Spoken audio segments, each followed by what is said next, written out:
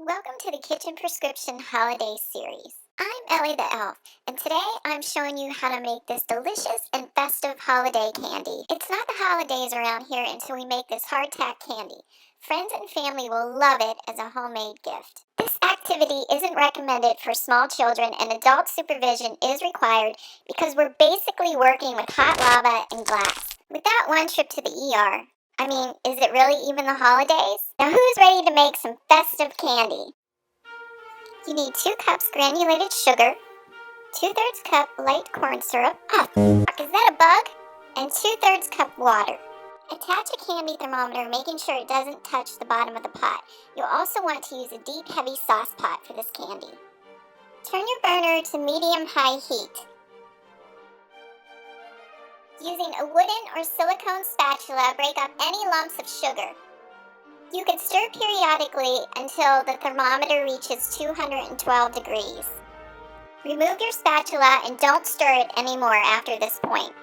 It's going to bubble up for a few seconds, so watch it and make sure that it doesn't overflow. Remove the pan from the burner for a few seconds if it looks like it's going to overflow. It will quickly settle back down. Let it continue to boil, and as it boils, it will thicken up. This will take several minutes. Have your flavoring and your color gel nearby. When it reaches 260 degrees, add in your coloring. Careful, this is hot as the Earth's crust. Don't try this at home, kids. Remember, I'm a professional. Just try and drop it in there if you can.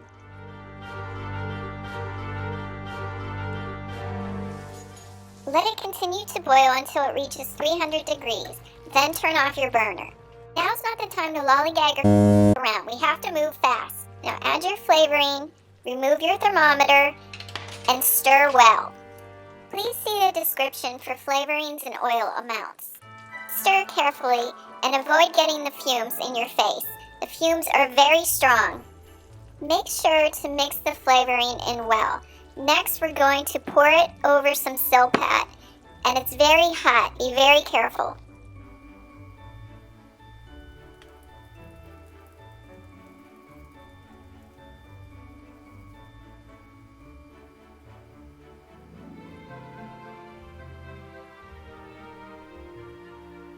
Let it cool down for about 10 seconds, then use a pizza cutter to score it.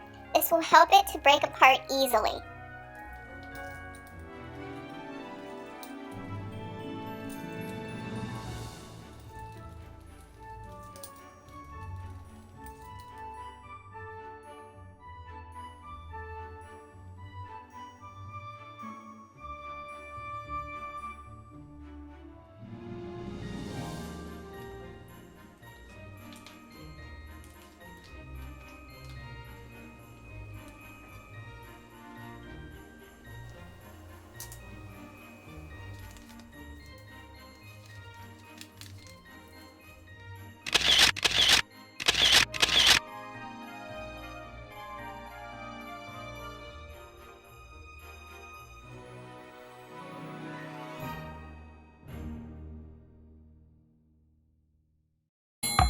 I hope you subscribe, and please visit thekitchenprescription.com for more recipes. See you next time.